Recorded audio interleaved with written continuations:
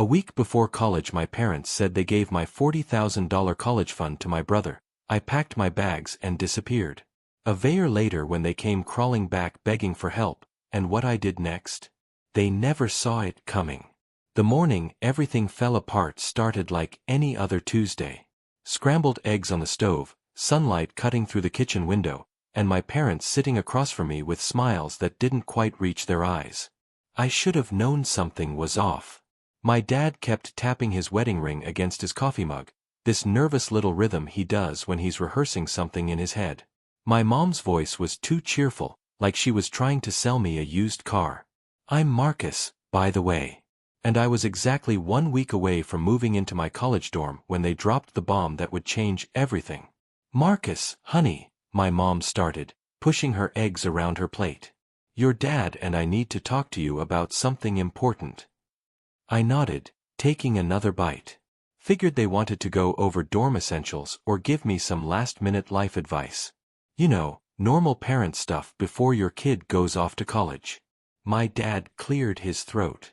"Son, we've been doing a lot of thinking about the family's financial situation."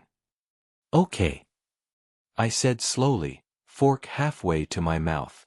"And we've made a decision about your tuition money." My heart did this weird little skip. But I still wasn't worried. Not yet. Then he said it.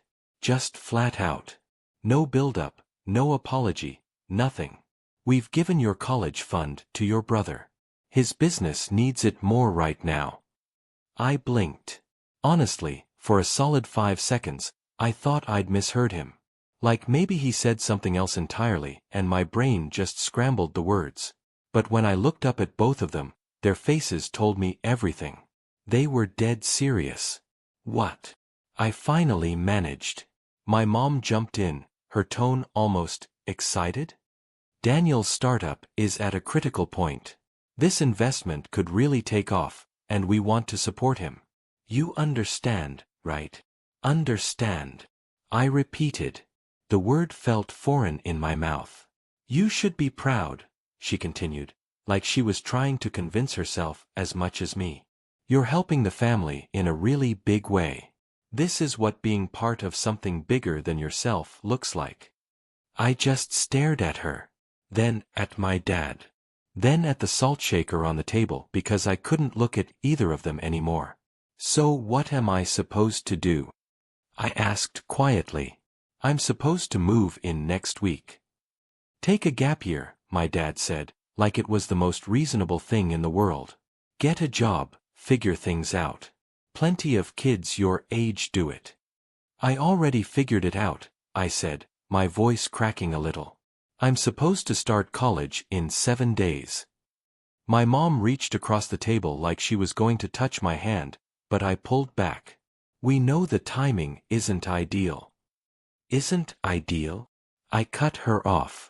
"You waited until a week before I leave to tell me you gave away my tuition?" "We only just finalized things with Daniel yesterday," my dad said defensively. And that's when it really hit me. They'd been planning this, discussing it, making decisions about my future without me. And they'd waited until the absolute last possible moment to tell me, probably hoping I wouldn't have time to fight back. Let me back up a little, because you need to understand my brother to understand why this hurts so much. Daniel is 6 years older than me. Growing up, he was the golden child, capital G, capital C. Every mistake he made was a learning experience. Every small success was treated like he'd cured cancer. When I got straight A's, my parents nodded approvingly. When Daniel remembered to take out the trash, they threw him a pizza party. I'm not exaggerating. When Daniel dropped out of college after 1 semester to start a tech company in our garage, my parents acted like Steve Jobs had just moved in.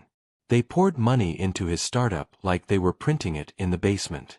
New computers, office space rentals, co-signing loans when things got tight. The company never really took off.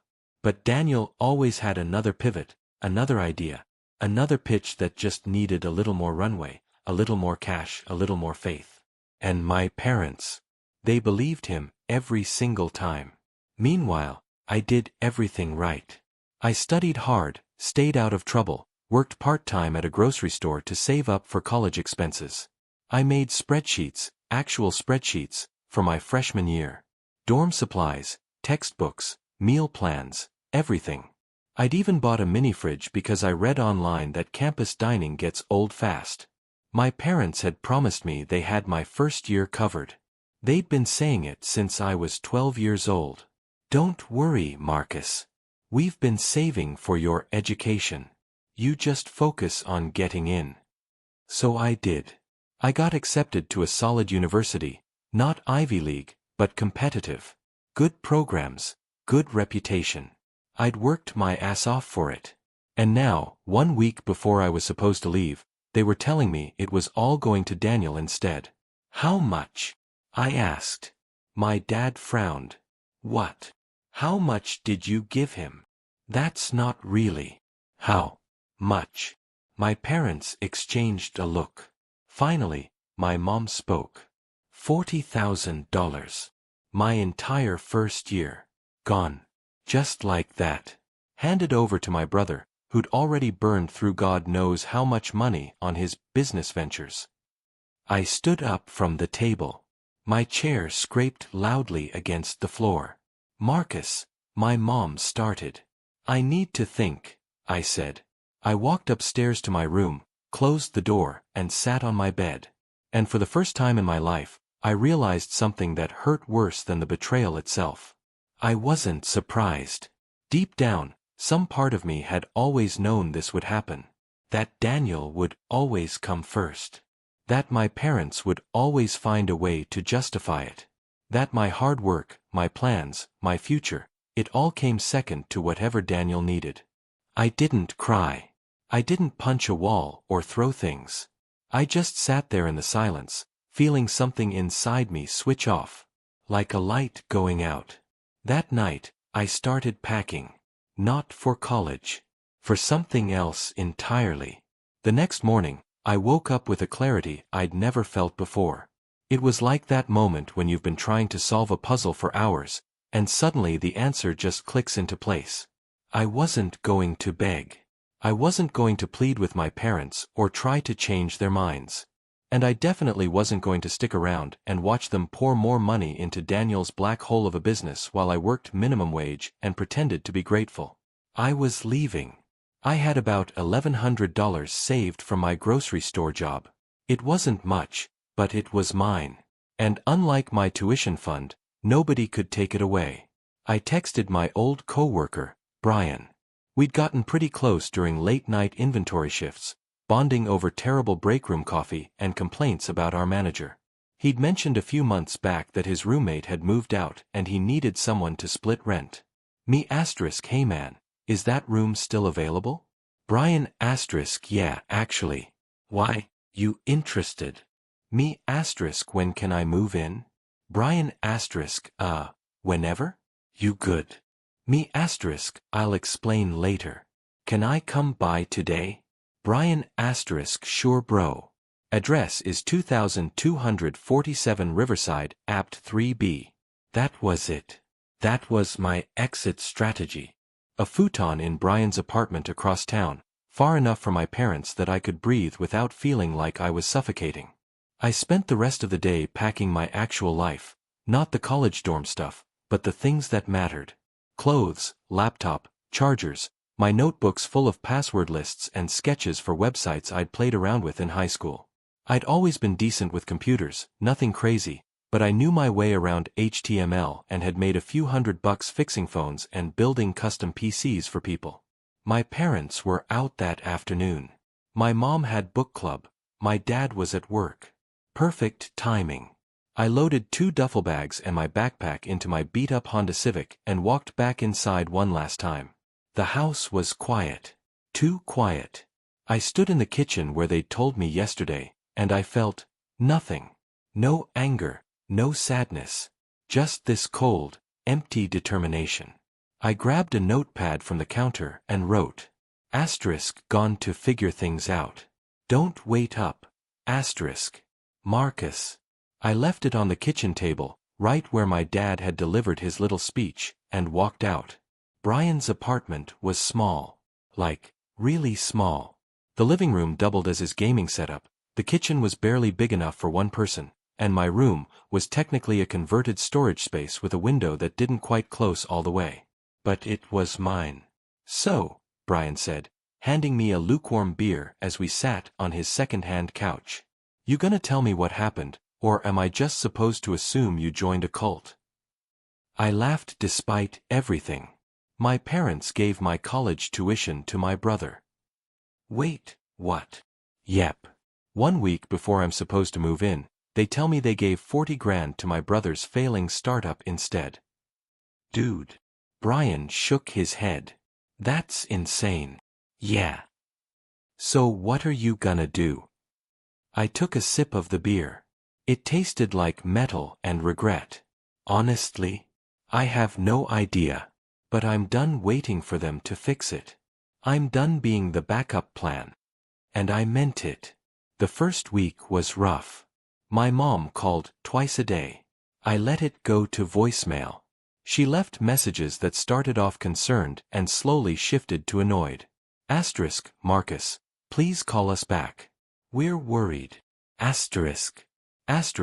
Honey, we just want to talk. This is ridiculous. You can't just disappear like this. My dad tried a different approach. Guilt. Your mother's very upset. You need to think about how this affects the family. Funny how family only mattered when I was the one causing problems. Daniel didn't reach out at all. Not once. And somehow, that hurt more than anything my parents said. I blocked them after a week. Not permanently, I wasn't ready for that, but I needed space to think without my phone buzzing every 20 minutes. Brian was cool about everything.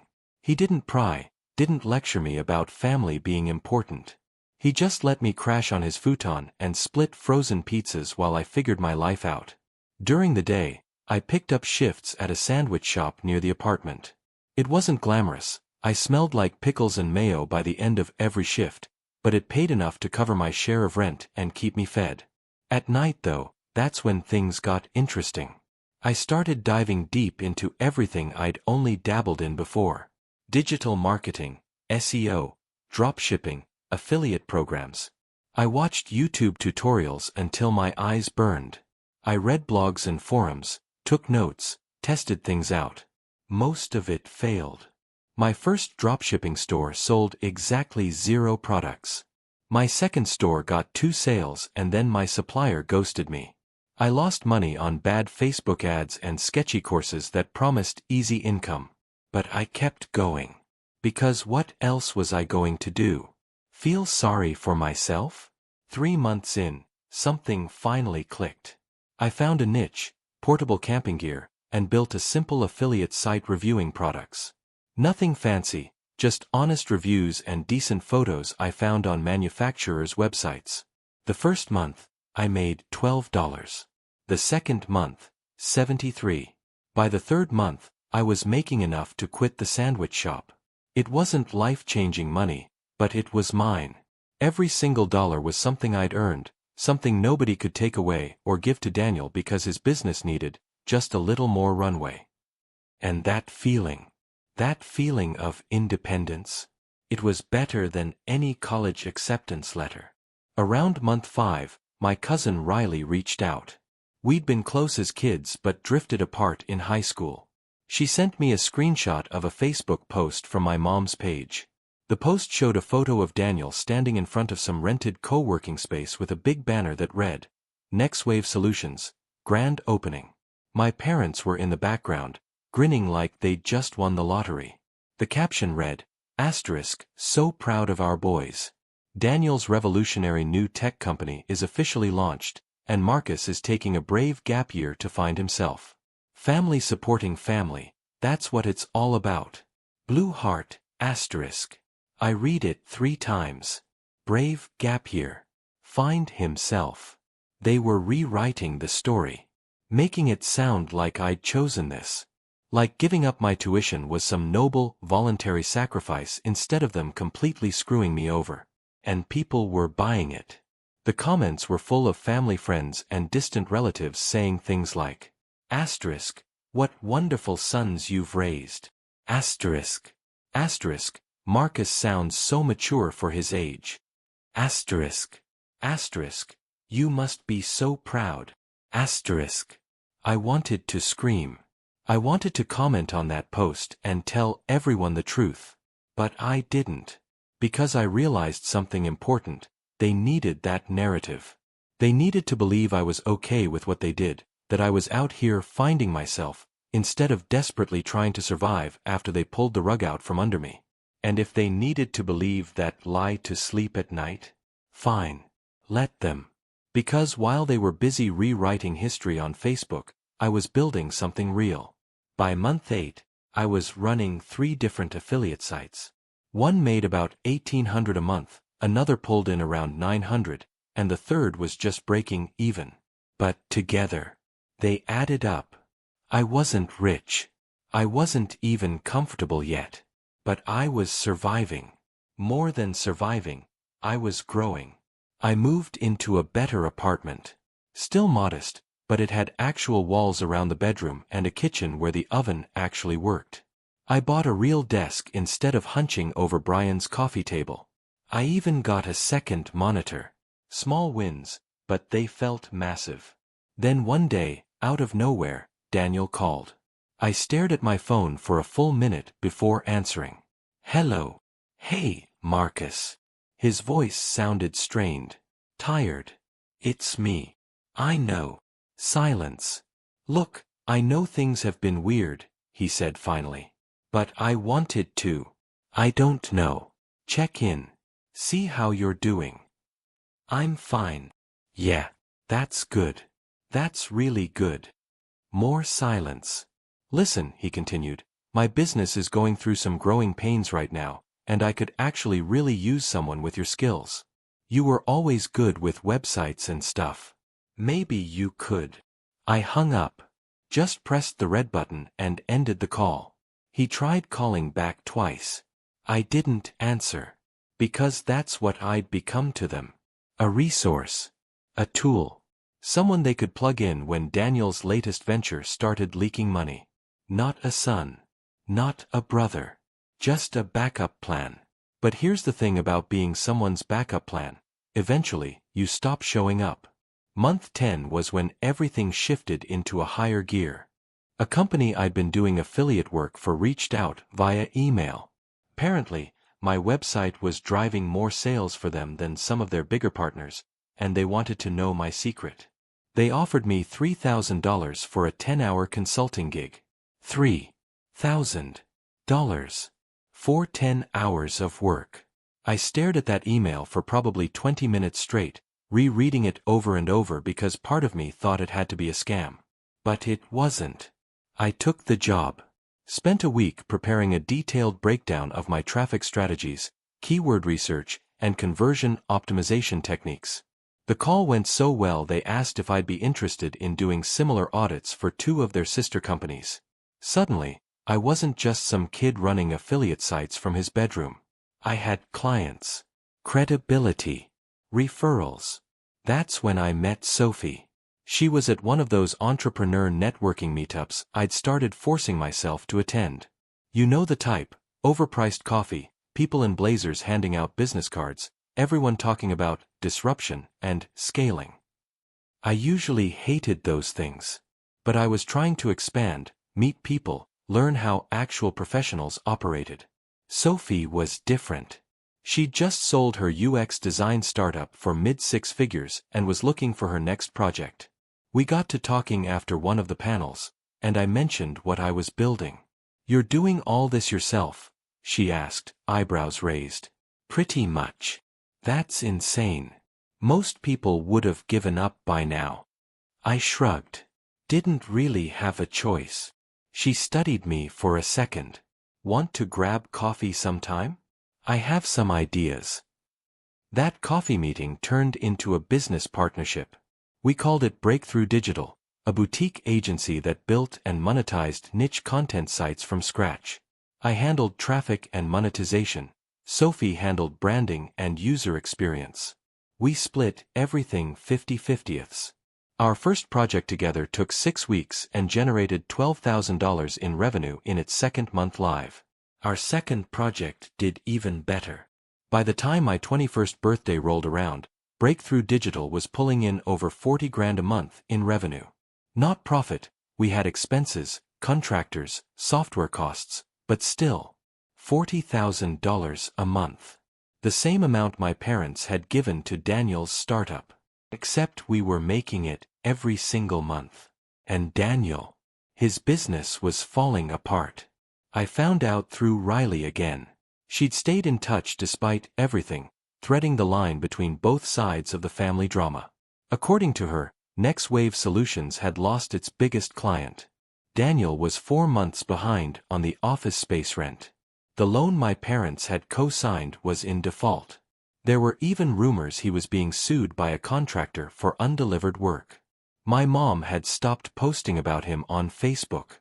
My dad had gone quiet on LinkedIn. The golden child was tarnishing. And me. I was just getting started. One random Tuesday afternoon, I got a voicemail from Daniel. I almost deleted it without listening, but curiosity got the better of me. "Hey, Marcus." His voice was different, smaller, shakier. "I know we haven't talked in a while, and I know things are complicated, but I'm in a really bad spot right now, and I was hoping maybe we could meet up. I could really use some advice. Or help. Or, I don't know, man. Just call me back if you can." I listened to that message 3 times. Not because I was considering calling him back. I wasn't. I listened because I wanted to remember this moment. The moment when someone who'd always had everything finally ran out of people willing to catch him. I saved the voicemail. Kept it in a folder on my phone labeled Receipts. Then I went back to work. A few weeks after Daniel's voicemail, I got a message from my dad. The first direct contact in almost a year. "Dad *, we need to talk. It's important." I left it on read for 2 days before responding. "Me * about what?" "Dad *, your brother's business is in trouble. We think you might be able to help." I laughed out loud. Actually laughed. Sophie looked up from her laptop across our shared office space. "What's funny?" she asked. "My dad wants me to help save my brother's company." She blinked. "The brother who took your tuition money?" "That's the one." "And what did you say?" "Nothing yet." Sophie leaned back in her chair. "You know what would be really funny?" "What?" "If you showed up." I frowned. "Why would I do that?" "Because." She grinned. "Sometimes the best revenge isn't ignoring people. It's letting them see exactly what they lost." She had a point. I agreed to meet my dad at a coffee shop downtown. Neutral ground. Public place. Easy exit if things went south. He was already there when I arrived, sitting at a corner table with 2 cups of coffee in front of him. He'd aged since I last saw him. More gray in his hair, deeper lines around his eyes. "Marcus." He stood halfway, awkward, like he wasn't sure if we were supposed to hug. We didn't. "Dad," I said, sliding into the seat across from him. He pushed one of the coffees toward me. "Got you a cappuccino. Still your favorite." "I don't really drink coffee anymore." He nodded, pulling the cup back. "Right. Well, thanks for coming. You said it was important." "It is." He folded his hands on the table. "Daniel's in trouble. Real trouble. The business is failing, and he's drowning in debt. Your mother and I have done everything we can, but it's not enough." "Okay. We were hoping, maybe you could take a look at things. You're good with this online stuff. Maybe you'd see something we're missing." I tilted my head. "You want me to fix his business?" "We want you to help your brother." "Help," I repeated slowly. "Like how you helped me." His jaw tightened. "Marcus, that's not fair." "Fair." I cut him off. Dad, you took my entire college fund and gave it to Daniel without asking me. You told me to figure it out on my own. And now that his business is crashing, you want me to what? Swoop in and save him. He's your brother. And I was your son. That hung in the air for a moment. My dad looked down at his coffee. We thought we were doing the right thing. For who? For the family. No, I said quietly. You did what was right for Daniel. Like you always do. He didn't argue. Look, I said, standing up. I'm not going to help him. I can't. And honestly, I don't want to. Marcus. But because I'd finally proven to myself that I didn't need them to succeed. I just needed me. The end. Or maybe, really, the beginning.